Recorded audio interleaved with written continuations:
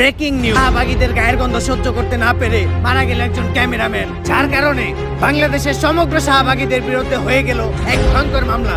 আর এরই মাঝে বাংলাদেশে আবারও শুরু হয়ে গেল মা ছেলের নতুন নাটক। বিস্তারিত জানতে দেখুন তাদের ভিডিও ফুটেজটি।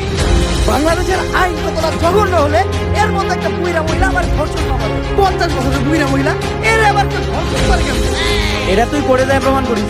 আরে এগুলো কোন কত না রে, তোরা তো বড় লোক, আমরা তো গরিব। বিএমডব্লিউ ঘুরি, আমরা তো গরিব। কোন আইন এগুলো তো আমার বলে কেন?